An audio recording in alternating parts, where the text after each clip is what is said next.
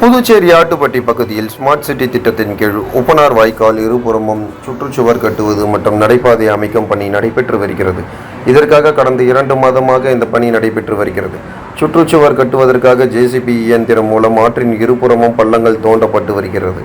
இதனால் உப்பனார் வாய்க்கால் அருகே அதிக பள்ளம் தோண்டப்பட்டுள்ளதால் வாய்க்கால் கரையோரம் உள்ள வீடுகள் சேதமடைந்தது. பல வீடுகள் சாய்ந்து காணப்பட்டு வந்தது.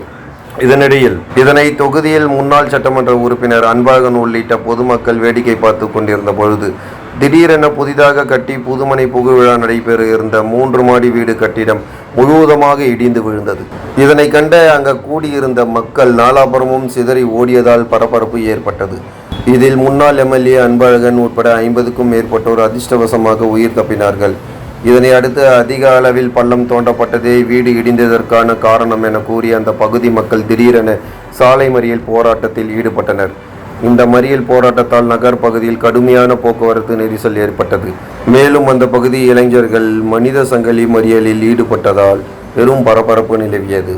இதனை அடுத்து சம்பவ இடத்திற்கு விரைந்து வந்த போலீசார் இது குறித்து சம்பந்தப்பட்ட அதிகாரிகளிடம் பேசி உரிய நடவடிக்கை எடுக்கப்படும் என்று உறுதி அளித்ததன் பேரில் போராட்டம் கைவிடப்பட்டது.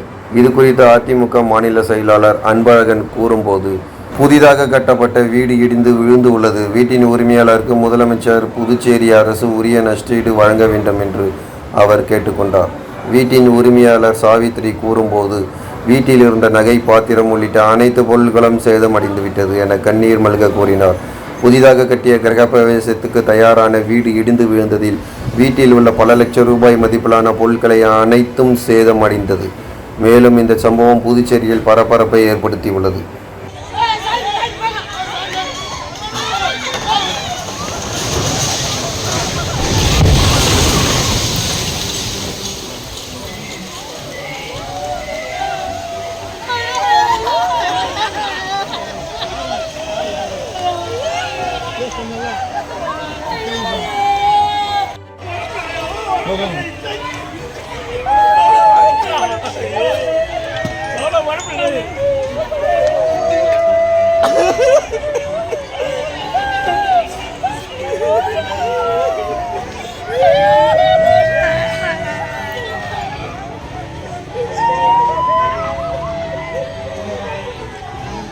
செய்திகளை உண்மைத்தன்மையுடன் உடனுக்குடன் தெரிந்து கொள்ள தி கிரேட் இந்தியா நியூஸ் சேனலுக்கு சப்ஸ்கிரைப் செய்து எங்களுடன் இணைந்திருங்கள் எப்போதும்.